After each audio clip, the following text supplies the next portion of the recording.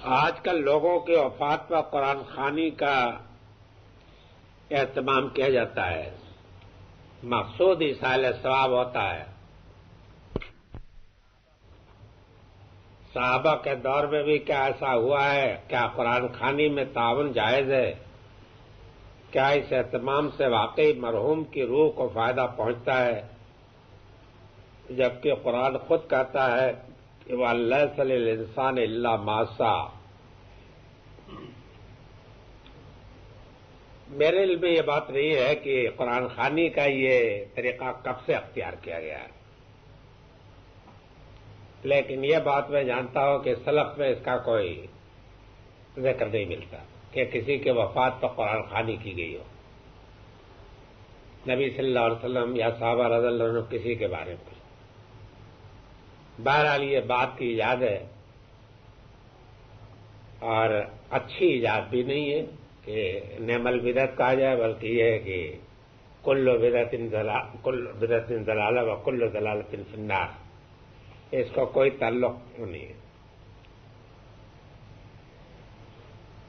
تو میرے نزدیک یہ ہے کہ اس عمل کی کوئی بنیاد نہیں ہے۔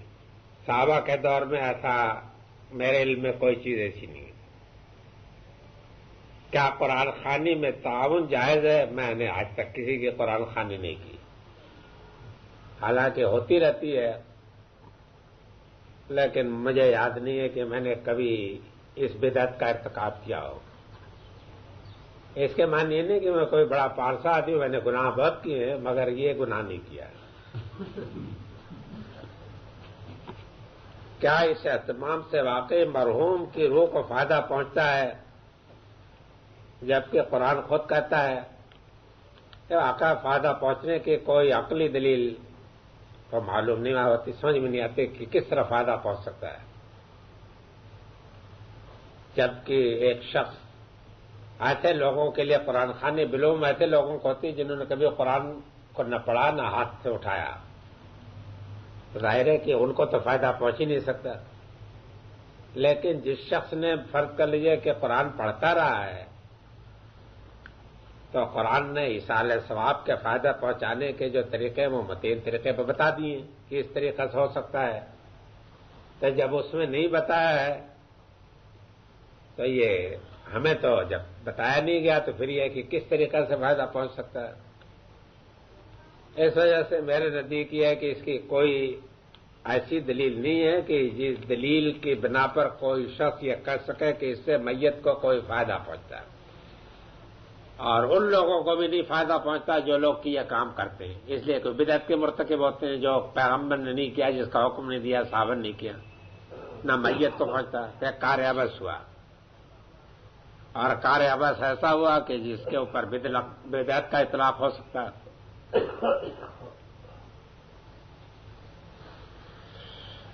اچھا جی، بس اللہم ارنا الحق حقا وارزقنا اتباعہ وارنا الباطل باطلا وارزقنا اجتنابہ صلی اللہ تعالی علیہ وسلم۔ بسم اللہ الرحمن الرحیم۔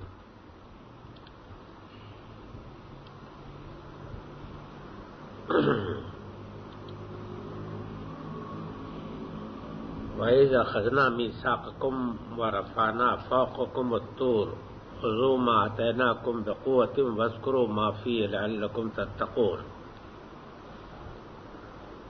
ثُمَّ تَوَلَّيْتُم مِّن بَعْدِ ذَلِكَ فَلَوْلَا فَضْلُ اللَّهِ عَلَيْكُمْ وَرَحْمَتُهُ لَكُنتُم مِّنَ الْخَاسِرِينَ۔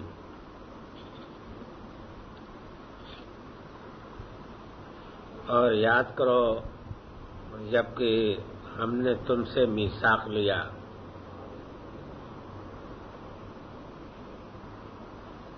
تم سے لیا تمہارا میثاق، ترجمہ تو ٹھیک اس کا یہ ہوگا نا، اخذنا میثاقکم،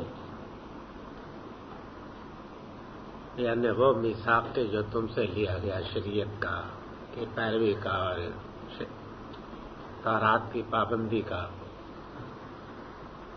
اور اٹھایا تمہارے اوپر طور کو کہ لو جو کچھ کی ہم نے تم کو دیا ہے مضبوطی کے ساتھ، اور یاد رکھو جو کچھ اس میں ہے تاکہ تم خدا کے غضب سے بچو۔ ثم تولیتم من بعد ذلک، پھر اس کے بعد تم نے اعراض کیا، تو خدا کا اگر تم پر فضل نہ ہوتا اور اس کی رحمت نہ ہوتی تو تم نامرادوں میں سے بن گئے ہوتے۔ یہ پوری بحث جو چل رہی ہے اس کے متعلق میں نے آپ کو بتایا ہے کہ یہ حقیقت میں بنی اسرائیل کی فرض قرارداد جرم ہے، اور یہ ان کے اس دعوے کا ابطال ہے کہ جو یہ کہتے تھے کہ ہم برگزیدہ امت ہیں، ہم ابراہیم اور اسحاق کے اولاد ہیں، تو ہمارے لیے تو بہرحال خدا کی رحمت ہی رحمت ہے، دوزخ ہمارے لیے نہیں بنی ہے، اور اگر دوزخ میں کسی کو جانا ہی پڑا تو عارضی طور پر وقتی طور پر جائے گا، باقی رہ گیا کہ ہمارے لیے یہ چیز نہیں۔ تو اس دعوے کے ابطال کے لیے قرآن مجید نے پورے تسلسل کے ساتھ یہ بیان کیا ہے کہ تم اپنی بزرگی اور اپنے تقدس کی داستان جو اتنے بڑھا رہے ہو، تو یہ تمہارا دعویٰ بالکل باطل ہے، تم ہمیشہ سے نہایت ہی سرکش، گردن کش، نافرمان اور خدا کی شریعت کے باغی رہے ہو۔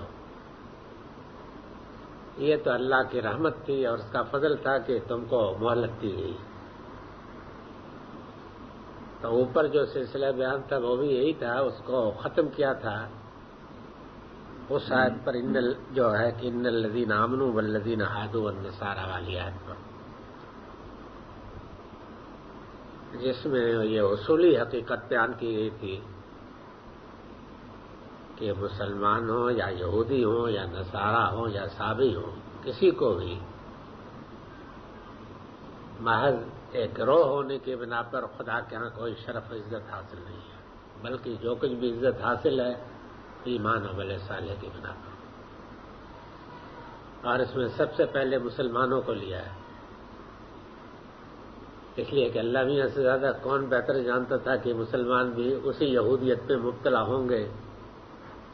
کہ جو جس میں یہودی مبتلا ہوئی ہیں۔ چنانچہ آپ نے فرمایا بھی ایک روایت میں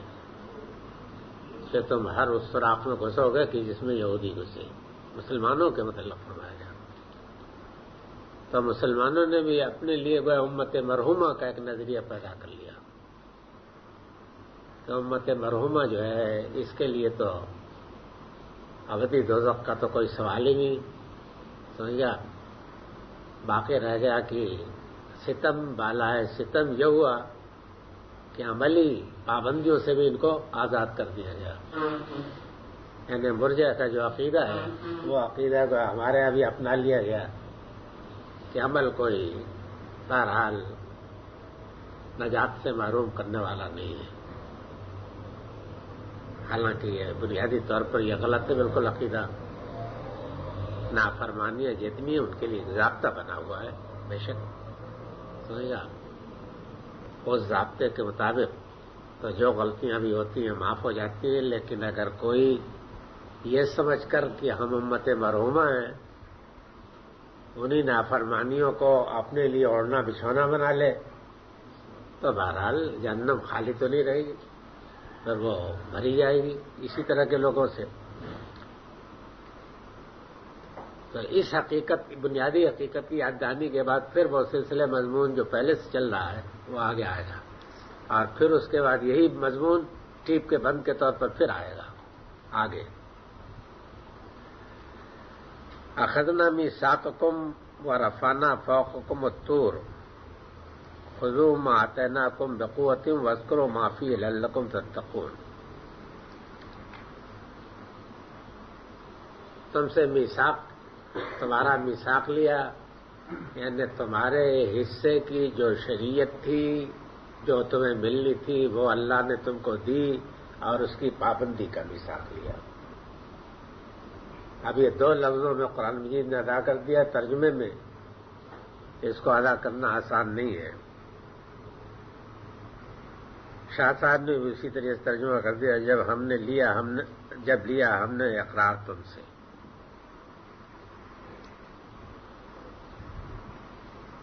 یہ جب ان کو تورات دی گئی ہے نا تو تورات دینے کے موقع کے اوپر جو میثاق لیا گیا ہے، میثاق لینے ایک خاص حقیقت کی تعبیر ہے جس کو یاد رکھیے۔ تورات میں یوں آتا ہے کہ جب اللہ تعالیٰ حضرت موسیٰ علیہ السلام کو کوئی حکم دیتا تھا کہ تم بنی اسرائیل کو یہ باتیں بتاؤ، تو وہ ان کو جمع کرتے تھے، سب کو، پوری ایک کانگریس ہوتی تھی اور اس میں جمع کر کے وہ تمام احکام بتاتے تھے کہ تمہارا خدا تم کو یہ حکم دیتا ہے، یہ حکم دیتا ہے، یہ حکم دیتا ہے، تو تم نے مانا اور قبول کیا، تو وہ اقرار کرتے تھے کہ ہاں ہم نے مانا اور قبول کیا اور مانا اور اس کی اطاعت کریں گے۔ یہ پوری شریعت کے معاملے میں یہی روش رہی ہے، تورات میں بار بار یہ بات آتی ہے۔ تو ہم نے تم سے تمہارا میثاق لیا، اس حقیقت کی طرف اشارہ کرتا ہے کہ مضبوط عہد لیا ہے، صرف یہی نہیں ہے کہ بات سنا دی گئی ہو، بلکہ ایک ایک بات بتا کر پھر اس کے بعد تم سے اقرار کرایا گیا ہے اور تم نے اقرار کیا ہے۔ وَرَفَعْنَا فَوْقَكُمُ الطُّورَ خُذُوا مَا آتَيْنَاكُمْ بِقُوَّةٍ وَاذْكُرُوا مَا فِيهِ لَعَلَّكُمْ تَتَّقُونَ۔ تورات میں یہ بات آتی ہے یوں کہ جس موقع پر ان کو تورات دی گئی ہے، تورات سے مطلب پوری تورات نہیں، وہ تورات کے ابتدائی احکام جب دیے گئے ہیں تو یہ اس وقت کی بات ہے۔ تو اس وقت جو ہے طور میں ایک زلزلہ سا آ گیا، یعنی اللہ تعالیٰ نے اس کے اندر زلزلہ ڈال دیا بالکل۔ تو اگر کسی اونچی دیوار کے نیچے آدمی بیٹھا ہوا ہو اور زلزلہ آئے، یا پہاڑ کے نیچے دامن میں بیٹھا ہو، تو ایسا معلوم ہوگا کہ زلزلہ آئے گا تو معلوم ہوتا ہے کہ وہ صاحبان کے طریقے پر پہاڑ یا دیوار جو ہے نا سر پہ آ رہی ہے نا۔ تو اس طریقے سے ان کو معلوم ہے یہ دامن قوم میں تھے، اور اس وقت جو زلزلہ آیا تو انہوں نے محسوس کیا کہ جیسے طور جو ہے ہمارے اوپر گرا پڑتا ہے۔ یہ ہوا، یہ مقصد تھا متنبع کرنا۔ وہ تنبیہ بتائی ہے کہ یہ تنبیہ ہم نے تمہیں اس لیے کی تھی کہ اس چیز کو جو ہم تمہیں دے رہے ہیں مضبوطی کے ساتھ تھامو، اور جو کچھ بھی اس میں تمہیں ہدایات کی جا رہی ہے ان کو ہمیشہ پابند برابر یاد رکھو، لعلکم تتقون، تاکہ تم خدا کے غضب سے بچتے رہو۔ ورنہ یاد رکھو کہ خدا کے ہاتھ میں جو طاقت ہے اس کی نوعیت یہ ہے کہ پہاڑ کو بھی اٹھا کر کے تمہارے اوپر صاحبان کی طریقہ سے لٹکا سکتا ہے۔ اللہ تعالیٰ اگر چاہے گا تو تمہیں کوئی پہاڑ اٹھا کر کے اس کے نیچے وہ کچل بھی دے گا۔